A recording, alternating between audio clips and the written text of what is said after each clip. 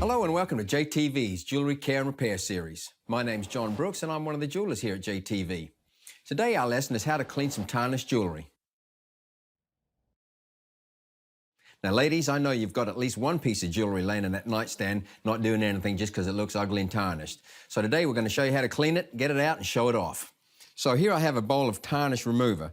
It smells pretty rotten. Actually, it smells like rotten eggs. Not so nice, but it really does the business. And I have a ring here that is tarnished. You can see it almost looks like titanium. It's so gray. So let's go ahead and put some gloves on because we are working with some chemicals. It probably wouldn't really do a whole lot except irritate your skin, but why not take any risks?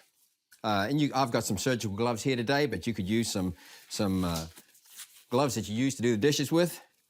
Right, who does dishes?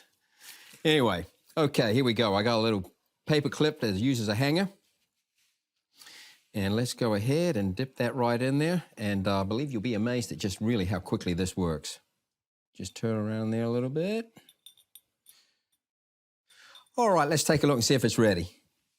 Wow, what a difference. That really is quite dramatic. Now, what we should probably do now is rinse that under the faucet and wash off some of that residue and that smell. If you have a buffing cloth at home, maybe buff that up a little bit, really make it shine, and it's ready to wear again. Well, thanks for watching our video today. Hopefully you enjoyed it and maybe even learned something. Be sure to check out some more of our videos on JTV's Jewelry Care and Repair on our YouTube channel. There's a lot of different categories and a lot of good information. We'll see you soon.